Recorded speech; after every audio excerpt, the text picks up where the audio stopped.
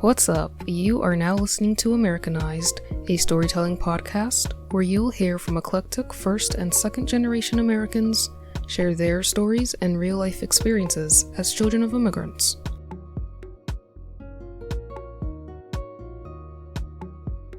Hey, this is your host Roslyn. Thank you for tuning in. In this episode, I talk about Blackness and my journey on reclaiming my Africanness.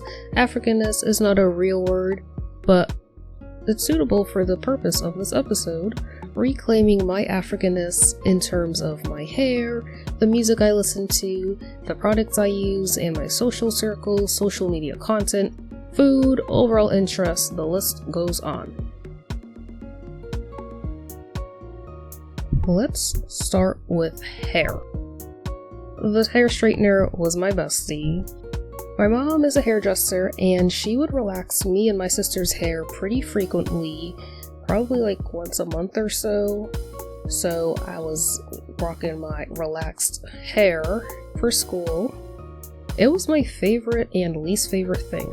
I loved having straight hair and manageable hair, but honestly my favorite part of getting my hair relaxed was 1, seeing the little black girls on the box thinking my hair will look exactly like theirs, which it never did, and 2, washing out the relaxer because that was when I would see my hair curl.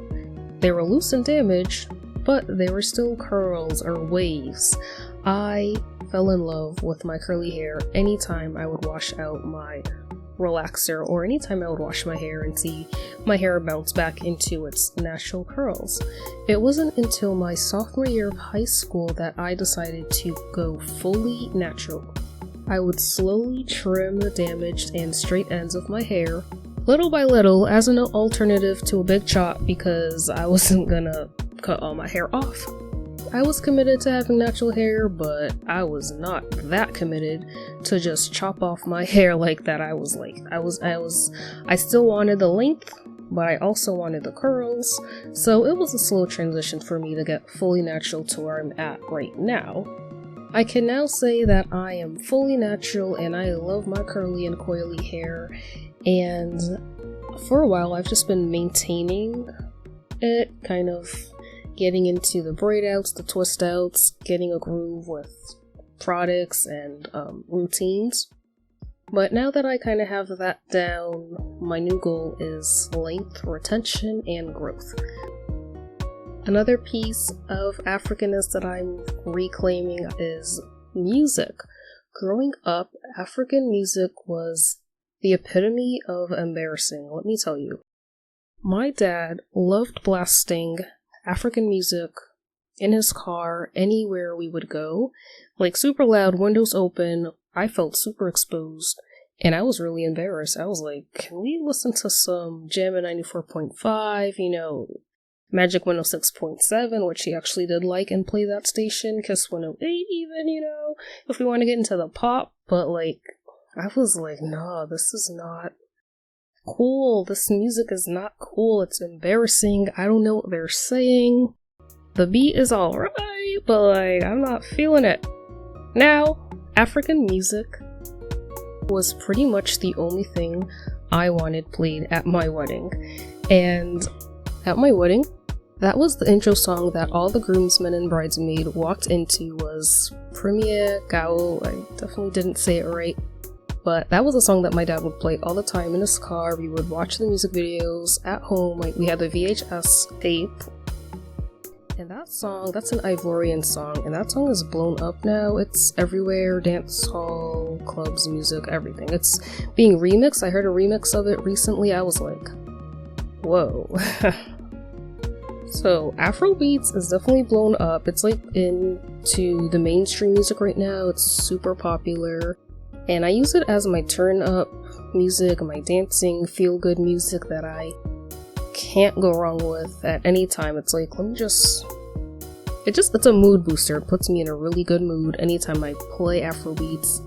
Now I want to move into my interest and social media, going into movies. As a high schooler, I was super attached to 80s movies. I'm talking Breakfast Club, Pretty in Pink, 16 Candles, all the coming of age movies that were like classics that you had to watch. Loved it. I was a huge fan of Degrassi. If you are a Degrassian out there and you're listening to this, shout out to you.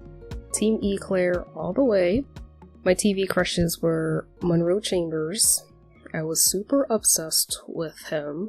Down to his hair. Like, I would have my hair like his in high school. Let's not talk about it, but I had my side bang, like my little emo grunge side bang. Like, I really wanted to be, you know, I could do it, so I did it with my hair.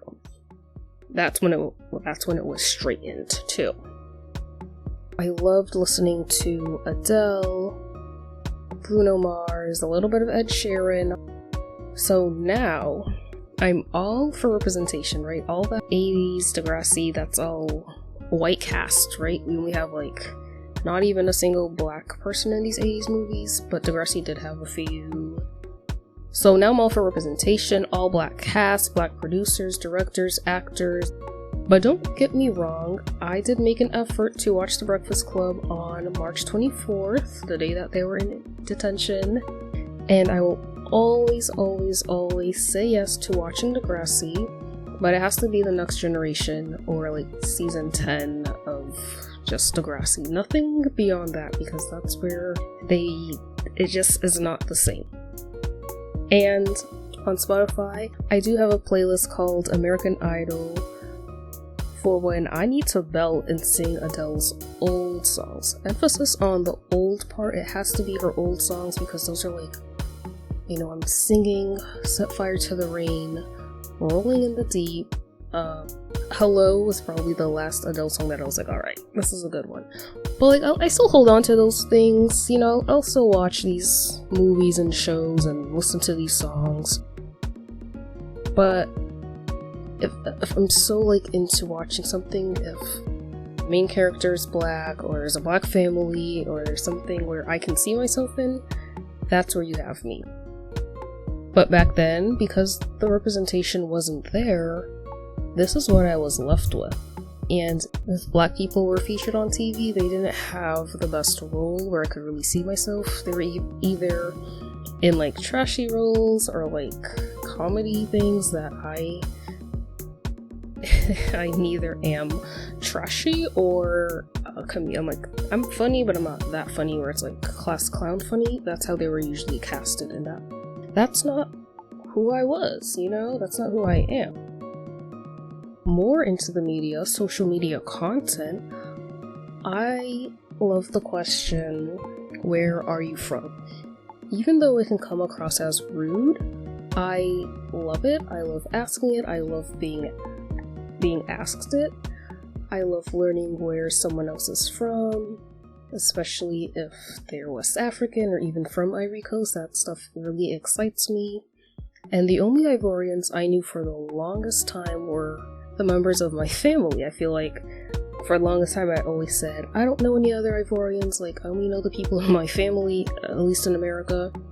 But thanks to social media, specifically Instagram, that's the only media I'm on, I can see Ivorians represented across the board, from models to athletes, mostly soccer players, to artists and everyday people just documenting their lifestyle as we do on Instagram. And it's so refreshing to see different faces of this country and how diverse the people are.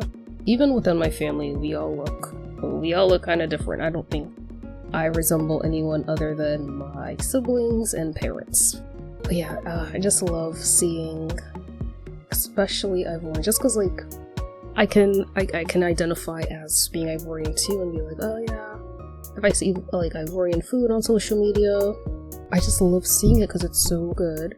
And going into food, African food has become a craving for me, and I get excited but cautious anytime I see an African restaurant when I'm out and about, because I was like, there are no African restaurants anywhere in Massachusetts that I know of. And it wasn't until recent years that I came across a few. It has to be West African, because West African food is just, it's the bomb. It's thebomb.com. So it's become a craving for me, and I just love it. Growing up, I wasn't the biggest fan of African food. I really wasn't. But now, like, when you're away from it for long, you know, you come home from college and your mom's cooking, you miss that and you want it. And now that I'm out of the house, I've moved out, I'm like, let me try to cook it myself because I should be able to make this stuff. Alright, and lastly, I want to move into products. This is an interesting one because you would think Africanness, wouldn't you just use the same products, whatever? But no, you know, living in America, we're exposed to so many different cultures' products. Over time, black soap and shea butter have become such staples in my everyday routines. Like, I need to bathe with black soap, but I need to moisturize with shea butter. I remember in college, I had a floor mate who came to me. She was black. She knew I was African, so knowing I'm African, mind you, she was looking for some shea butter. And at the time, I wasn't using shea butter. I was just using some generic store brands body moisturizer. I actually remember what it was. I think it was Equate, the Walmart brand, like a soothing aloe. It was green, you know, it was like an aloe moisturizer generic. So that was disappointing for her, and in retrospect for me, she was like, aren't you African? Why don't you have shea butter? And in my head, you know, I was like, yeah, you're right. I am African, why don't I have shea butter right now? I will say, my college town was extra white, okay? And shea butter was nowhere to be found. Unless I took a trip to Boston, I was home for the weekend, and went to the hair store to get some shea butter. So it was rare to find some shea butter out there regularly.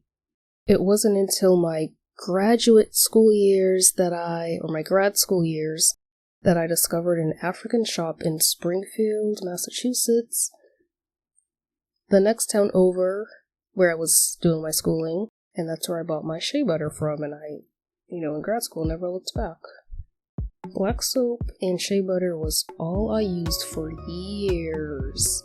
And now I continue to look for natural products with less ingredients, especially those derived from Africa, and that are used for black or melanated skin. A lot of black-owned brands use these essential ingredients for their products, and I love that so much. So I've been buying a lot more black-owned things that are just more formulated for melanated skin.